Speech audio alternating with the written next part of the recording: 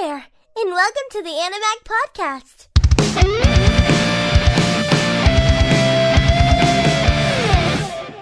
Hey, welcome back to Animag, the #1 podcast according to Yazzie. I'm your host at Asylum, sitting here with Domicus. And boy, oh boy, we are ever so close to the end of this. Yes. Thank God. I was like, I really don't want to watch it, but I have to do it. And then, like, after watching this, I want to watch the next episode. I will say this, and I know I've said it in the past during this review season, this episode really did a lot for me. This episode tied up all the loose ends and loose questions that I kind of had lingering in the back of my mind. So I guess let's just dive right in. So what I'm going to do for this episode, because I'll tell you right off the bat, there was no intro roll. This got like 10 minutes in and we're still on like a flashback or flash forward. And I'm like, damn, 10 minutes and no intro. Turned out there was no intro roll at all. And I'm assuming the next episode's also going to do the same thing because they're kind of at a point now where with this episode being second to last and the next one being the last, they need to use up as much of their time as possible explaining shit. So we get no intro roll. I'm going to do my very best to kind of like keep everyone on track with what's a flash forward from the universe where Kakeru's dead, what's considered to be in the future where he's alive, and current future. Because there's a lot of jumping around in this episode. So let's do it. Let's get real sad and dive into this first flashback. It opens up with Kakeru. He's having a flashback thinking about his mom. And he's pretty much kind of just bitching, you know, being Kakeru. He says that his mom always made decisions for them without ever including him, which I want you guys to remember because this is going to come back into play later in this episode and it is going to tear your heart to shreds. But he seems a little mad about this. And he's explaining like moving away from Tokyo, she never included him into that, or throwing his soccer bag and his cleats away. And he even mentioned his mom's divorce. Would you count it as Kakeru's past whenever this is like future Kakeru? Yeah, this is a flashback from present day Kakeru. So it's just a flashback from his past, you know, like before they moved from Tokyo to where he's at now. No. That's future. That's future Kakeru's story. That's whenever they didn't get the letters. Nope. Because I'm gonna tear you up right now and I'm gonna have to jump further down my notes to do it. This is current day Kakeru because he's gonna find that cell phone and all this comes back into play. It's current day Kakeru having a flashback about before they moved and, you know, when his parents got a divorce and all that shit. So this is Kakeru kind of having a flashback from when he was a kid. Think about the cell phone scene. Oh my God, this is fucking confusing. No, because like this is future Kakeru, the one that's dead. It is. Nope, it's current. The cell phone because the cell phone scene whenever he finds a message from his mom that's drafted, that's when he goes and kills himself. Nope, because he finds that cell phone in current day. It's gotta be. Yeah, he's gonna find it. He's gonna find it next episode. He did find it in this episode. Oh, okay, so this was like a flat.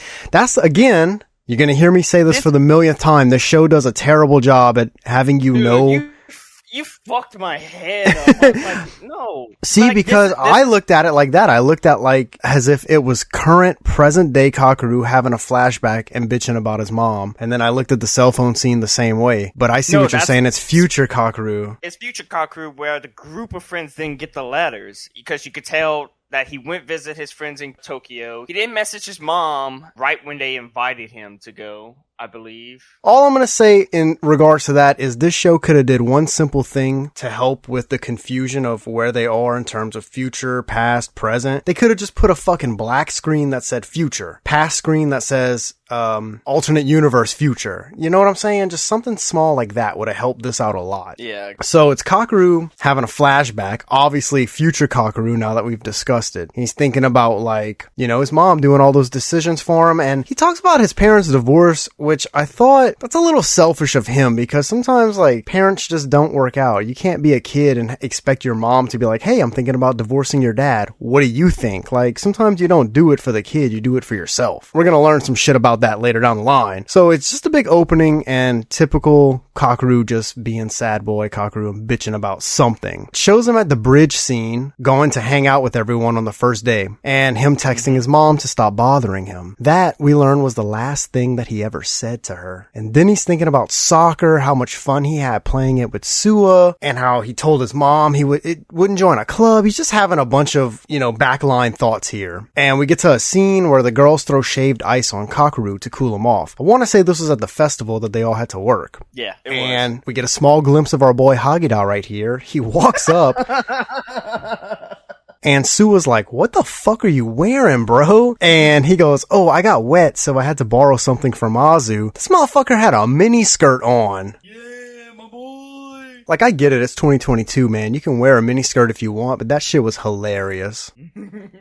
And essentially, like, this opening is just Kakeru flashing back, thinking about, the whole mom thing, and also him kind of realizing that he's having a lot of fun with this particular group of friends that he's in currently. So one thing that this episode did that was kind of nice was it was all flashbacks and flash forwards, but we got to see a lot of stuff that we hadn't seen throughout the season. So like, remember when Naho and Sua made Kakeru avoid going hang out with his Tokyo friends? Yeah. Well, we get a scene here where we see in the alternate universe where he did go hang out with his friends. And they're like having lunch or something. And this dude legit tells his Tokyo friends that his mom killed herself. And they literally turned it into a joke. What a bunch of bastards. And then we see Kakeru sitting at his house smelling one of his mom's scarf, which is kind of a sad scene, trying to smell her scent. I don't think that was the case. I think that was the towel he was going to hang himself with. That's fucked up. But you might be right, because shortly after this, he is in an ambulance. This is after the suicide attempt. And remember, they outlined most of this throughout the season, where he hung out with his Tokyo friends. They took what he said as a joke about his mom dying, and then he tried to kill himself shortly after. I don't know, man. Like we were talking about off recording, this show's kind of sloppy with its flashbacks and flash forwards. I took it as basically it was a flashback of what would have happened had Sua and Naho not changed the whole rally scene, and make him avoid going hang out with his Tokyo friends. It's probably because I read the manga. I think so. Manga explained it better than the show. This falls into what I was saying, or what I will say in our last episode for this, where they had 13 episodes to get this shit right, and they waited till the last 2 to start trying and clearing it out. That makes no sense. Spread it out throughout the season. We had so much shit that was just unnecessary. In the manga, it was like 22 chapters. Right. So, after the whole, in the ambulance suicide scene, we got a moment with Kakeru and Naho back at the New Year's festival, where she had made him mad. She's telling him to have fun, and he goes, have fun? You don't know anything about my life. Like, yeah, bro, because you don't tell anyone shit. That's why she doesn't know anything. You can't really get mad at her for that. And they highlighted the whole stay away from me, it'll be easier part. And I think Kakeru knew what he was about to go and try to do when he told her that. We see Kakeru walking along by himself, and this is after all the New Year's festival stuff went down with Naho, and he's crying. He's thinking about how his life sucks. So this is, again, in this episode, something kind of nice that they did is, the episode previous to this, it ended with just him walking and he smashed his phone. This episode gives us a little more of that, where we see him crying and he's saying, it's like an internal monologue or some shit. He's like, how his life sucks. And he said it would get rid of the guilt if he would just die right now. So like, that was new. We didn't see that in the last episode. But I think it was more focused on Naho last episode, right? Yeah, kind of, because she was trying to avoid making him mad in the last episode. Yeah. And then we're gonna get another flash forward, flashback, some kind of shit. I'm assuming this is just earlier from before the New Year's festival. It's Kakeru and Sua on a rooftop, and Sua says, I told Naho how I felt about her. Are you? And Kakeru says, of course not. It's not like I love her. Then he says, besides, I feel like you two should just get together already, meaning Naho and Sua. And we know exactly how those feelings in Kakeru are definitely going to change later down the line. Because look at the rally race. Dude got fucking straight up jealous about some shit. And then remember the Valentine's Day gift where Kakeru got all ass hurt when he asked if she was going to give it to someone? Initially, she wanted to give it to Kakeru. We knew this, but she couldn't. Remember, she said something along the lines of she was too shy or something like that. And right here, we have a small scene where it makes it look like she gave it to Suwa and Kakeru saw. So you know what? It's time, buddy. It's time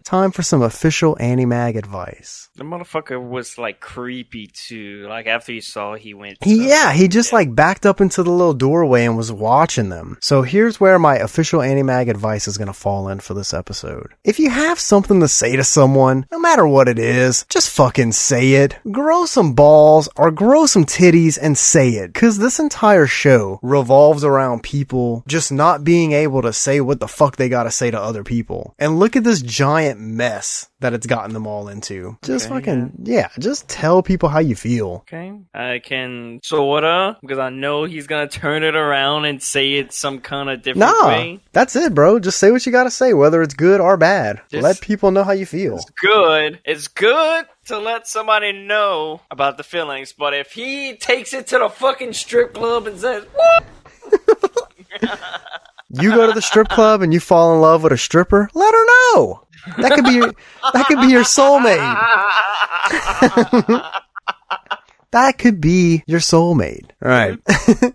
Let's get back on track. We're derailing here. Yeah. So, weird scene here. Again, I don't know. Thomicus claims that this is a flash forward scene from the universe where he died, and I'm thinking this was current day. I think Thomicus is probably right on this, but we get a scene where he finds his mom's cell phone. Yeah. And we learn, this is a major part of this episode, actually. At least for me it was. We learned that this whole show, he thought he was the last person to text his mom and she never replied. But she actually did reply to his rude ass. It just never sent. It went into like a draft box. And he starts looking at it, and it was her saying that she went to the hospital alone, and she was asking if he made any new friends already. And then it was just basically her saying that she had so many things that she needed to apologize to him for. She apologizes for, not talking to him about the divorce, and she explains why. His dad was violent and that she couldn't stand to watch him hurt Kakeru anymore. So that's fucking reasonable. She apologizes for making them move and change schools, and she had saw Kakeru getting bullied, and she thought that would solve the problem, and that's also why she didn't want him to join any clubs. And she says sorry for being so selfish and not considering his feelings ever. So she tells him that she wants him to have fun and do whatever he wants to do, and that she's sorry for getting in the way. Holy shit, bro. Oh, that was so fucking sad. Big goosebumps on my arms right here, because the whole time I'm sitting here and I'm like, Kakeru's mom's kind of a bitch, right? He was rude to her when he was like, leave me alone, but it's still your son. Text him back. Whole fucking time she did. Now we just learned that Kakeru's a little peckerhead. I'm gonna tell you right now, I don't even like this dude anymore. Damn. I don't. I started off liking him, and for how his actions and attitudes have been towards these back last episodes, I don't like him no more. Damn. So he sees these texts, he has a major breakdown. He runs out the house, and his grandma's like, where are you going? He's just like, out, bro. He hops on his bike, and he says, Mom always did do what she wanted. I wish she would have tried to talk to me in the end. She did. It just didn't fucking send. And he says, it's my fault. I'm sorry. Like, you think? Of course it's your fault. It's kind of the cell phone company's fault because the text didn't go through, but it's also your fault for being rude. And as he's riding his bike, he starts thinking about what happens when you die. Do all your regrets go away? Would he be able to see his mom? Would anyone be sad? Stuff like that. And then he wonders who the chocolate actually was for Valentine's Day that Naho had. It was for him the whole fucking time. God damn. And then we see, this is why I think that scene where he found the cell phone was in present day, because right after we get a flash forward right after it. Why would they do two flash forwards in a row, So we get a flash forward or whatever after this scene where he found the cell phone, and this is in the universe where he died. And basically Naho says after Kakeru died, the group kind of drifted apart. But them being on their yearly trip to visit Kakeru makes it feel like it did before. And we get a little bit of letter interaction here too. Post New Year's Eve fight. So flashback to, I guess, present. The fight apparently went all the way through the winter vacation. Cool. And yeah, long fight. And Naho meets Kakeru by the school doors. But the letter says she couldn't act like she usually did. Obviously this was a big fight. So, things change when you have a big fight with somebody. And at the lockers, he sees Naho and he tells her good morning. And she says that she'd been trying to contact him over the winter break. And he goes, oh, sorry, my phone's been acting weird. Yeah, because you fucking smashed it. And then he just walks off with somebody else, going about his day. And the letter says it wanted Naho to keep talking to Kakeru to keep the rift from widening. And she tries, but he keeps basically blowing it off. And then she screams at him and she's like, let me apologize to you. Because the letter said you need to do this. And she says that she was sorry for being insensitive and that she was being selfish. And she only really had good intentions, but it did backfire. And he says he's also sorry for acting like a jerk. And I'm like, okay, they're making good ground here. And Naho says, you don't have to forgive me. Kakeru laughs and he goes, you're forgiven even though we didn't actually have a fight. Like, what? Then why the fuck did you smash your phone? And like, why didn't you hit her up all winter break if it wasn't a fight? Dude, see why I don't like this dude? Man. He was on Tinder. He was not on Tinder. He broke his phone. Dude, he's super liked, and Naho got into the fucking... He matched with somebody else, and Naho called and interrupted. His ass didn't have a phone all winter break. So he breaks the news to her that it wasn't a fight, and she asked him to walk home with her, and he goes, oh, well, I have practice today. And she goes, I'll wait. He says, nah, it'll be till about after dark when I get out. How about tomorrow? And she's like, but today is good. Clingy. Like, damn, bro. Why would Kakeru pick tomorrow and not today? Like, I guess... Well, because... Yeah, soccer practice. Soccer practice. He's going to be getting out late. Because, yeah, she goes, but today is good. And Kakeru says, I know, but I would feel guilty. I'm guessing he would feel guilty for making her wait all the way till dark just to walk home. Yeah. That's how I took that. It's like, did he blow her off? Because, I mean, obviously something's wrong and bothering him. Or was he really just trying to have her not wait till dark to walk home? That's hard to pinpoint. Because he's just, you can tell something's wrong with him. He's just being really short with her, kind of avoiding questions, and she'll be like, hey, and he'll just close his locker and walk away. We get a scene where they're in class, and right as this scene starts, the teacher calls on Naho to read, and we notice that she's crying. That's terrible timing, dude. That is equivalent to when you used to get a boner in class and your teacher would call you up to the board to go write on it. No one wants to interact with the class if they're crying or they got a boner. Second official Animag advice for this episode. If you're a guy and you get a boner in class, tuck that baby into your waistline and tuck your shirt in. You'll be fine. Better hope it's not during the pledge. Bro, here's an offbeat story time from this episode. I'm going to keep it real short. Basically, I know somebody that had a boner in front of the whole class while he had to do the pledge, and it was absolutely hilarious. I know somebody that had a boner for the freaking prep rally. Oh my god, dude. It was a homecoming prep rally. School spirit. You fucking see it. So, they're in class. Naho's crying. Kakeru notices that she is crying, and he offers to read in her place. And they do a pan over to everybody in the group of friends in class, and they all look sad at this point. Did you notice that? Yeah. Well, I mean, obviously everyone in the class saw that she was crying. The teacher's like, Naho? And they all look at her and she's like... So then, here's where it all gets juicy, baby. Flash forward to the universe where Kakeru's dead. They're all on some kind of steps talking about how if they hadn't invited him to get bread or hadn't been friends with him, he might still be alive. And they blame themselves for his death. Someone, I didn't catch who, someone said, if only we can send a time capsule back to the past. And Suwa says, keep dreaming. I guess we'll have to wait until a time machine gets invented. And Hagira's like, it'll never happen. And it's impossible. Naho's like, what about a black hole? And how time travel is possible by a way of black hole. You fucking kidding me? I waited this whole show to find out they're gonna send the stupid letter back in a black hole? Yep. So Hagira says he was wrong. There is no way to fix the past. And he's like, just let it go. To me, it seems like he knows a little more than he's telling everyone right here, which is going to prove to be true. Because then we get a long pause and he goes, with that being said, there are some spots on Earth that some people theorize might be black holes. He does know something, that sneaky bastard. And they want to basically try at going to the Bermuda Triangle. And Azu's just straight up doesn't even think about it. She's like, yeah, let's go. But Takako has a very valid point. If they go as people, they'll never be able to come back. So Naho had the idea to send the letters back. Hagira's like, how are we going to get letters back to ourselves? You know what I'm saying? Are we just going to write our address on it? And they're like, yeah, that's exactly what we're going to do. Send it on this exact date. and send it on that date. So now the crew has a plan, and we only have really and truly one episode to see them perform it. So it's like, are they all going to get on an airplane and fly to the Bermuda Triangle? They don't. They're going to take a boat? I don't know. I'm I don't know curious. if they're gonna show it. I'm so curious to see. They have to show it, bro. They have to. And then at the very end of the episode, like the last lines of it, it's present day, and Naho basically straight up tells Kakeru to stay with her till at least Valentine's Day. And obviously the reason behind that is because the day after Valentine's Day is apparently the day when he killed himself. She's trying to like, look man, stay till Valentine's Day and we'll work this shit out, we'll keep you alive. But she doesn't say it like that, you know. She says, stay with me till at least Valentine's Day, which is also still kind of weird. If I was Kakeru, I would have been like, what the fuck are you talking about?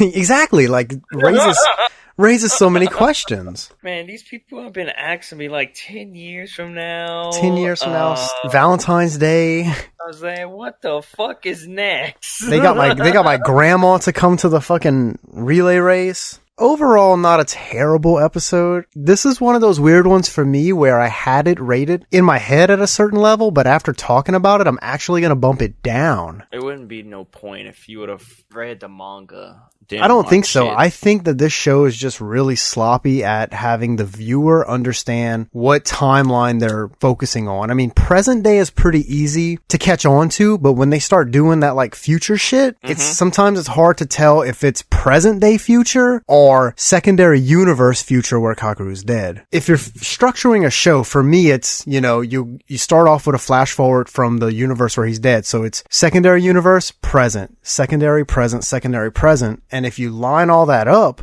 that cell phone scene happens in present day, but like the way you were saying it also makes sense where it could have just been him in the future finding that cell phone and that's why he killed himself. Yeah, you got to see how it died. It's kind of like strange, and I feel like they were a little bit sloppy on having us, the viewer, know where we were. Also, admittedly, maybe I'm just fucking dumb, but I don't think I'm the only person that's ever going to complain about this in this show. When I first seen this, I was like, oh yeah, I know this part. Because I think they explain it better in the manga. That's what I want to say. I could be wrong, but I was able to spot that easily in the manga as well. Well, I guess it could be the future, thinking about it now, because he hopped on his bike, and he's riding, and didn't they say he got killed by a car hitting him? Truck. So at the very end of that scene where he's on his bike after he finds the cell phone, a small thing that I picked up on is right as that scene is ending and he's like, do you lose all your regrets when you die? They show a big, like, 2-car headlights flashing really bright and it goes into the next scene. So like, maybe that was in the future. And it was a picture of Naho as well. Yeah, he had her like up in the sky. He was thinking about her. I don't know. For me, I had it at an 8, but after talking about it and realizing how sloppy it is, I'm going to put it at a 7. Cause honestly, like, it still had a lot of good shit, a lot of valuable shit. Yes. But that sloppiness I can't get around. Maybe someone else will see this and understand it better than me. That's just me. I find that there's just smaller things they could have did to have us know where they were. So that way it's just easier for us to process, easier for us to think about. Other than that, the whole episode rocked. We got to see a lot of shit that I was really waiting and wanting to see. We got to learn how they're going to send the letters back. We got to see Kakeru with his Tokyo friends telling them about his mom, and we got to see the fucking cell phone bit. I did not expect to see that. So I'll give it a solid 7. I'm gonna give it a 9. It was an 8. Okay. I said I would +1 it if the bitch wasn't in the episode. Yeah, you did say that. Well, get ready, buddy, because she's going to be in the next one. She's going to be in the next one, and you're going to probably love this episode. I'm only going to love it if she dies. If Wada dies, instantly gets a 10 out of 10. Season 2. Saving you, Ada. Saving? Oh, she dies? No. Just if they wanted to make a season 2, there's only one episode. They see the envelope. They see that she's gonna die. They rip it up. They burn it. They like, fuck her. They're like, remember when she stole Kakeru? Fuck that bitch. Oh my god. Well, that leaves us with only one more episode to do, ladies and gentlemen. Well, technically 2, because we got to review the last episode, and then we're going to have our big review discussion podcast where you're going to get the final review score. And I'm excited to see what it's going to be. Of course. And we're going to do a tier list of the characters. Wada, trash. Wada ain't even F tier. Honestly, you know what? If I'm putting everybody on, like, from bottom up, Wada's obviously obviously last. Currently, Kakeru is second to last. I don't like him that much. Kakeru is basically like a B or C tier. I don't think so, dude. Like, he's a main character. Is S. Hagida's up there. For me, it's like, I understand that Kakeru's a main character, but he's such a whiny little bitch, dude. And he's abusive. He's done hit Naho's hand, like, swatted it away from him like 5 or 6 times in this fucking show. That's abusive. He can't help it. He took after his dad. He's got... Oh my god, this dude. I don't know, just to me, Kakeru's trash. Takako, I kind of wish we saw more of her, but I'm going to save that discussion for our very last episode, because I'm going to go through all the characters. You know, I wish we would have gotten more of her throughout the season. Yeah. I mean, they did it with Hagida. They brought him up to make him a valuable character, somebody that I enjoyed seeing, and every time I saw him on screen, I knew we were going to get quality. Well, alright, we're going to have to save it all for the next episode, guys. We hope you enjoyed this one. We understand it might have been a bit confusing. Hopefully there's less flashbacks and flash forwards in the next one, but I really doubt it. I think it's going to be full of them. So until the next time, ladies and gentlemen, I want you to be safe out there and everyone have a good time, and so long, everybody. Sayonara. Thank you for listening. Be sure to visit our website at www.animag.org. See you next time.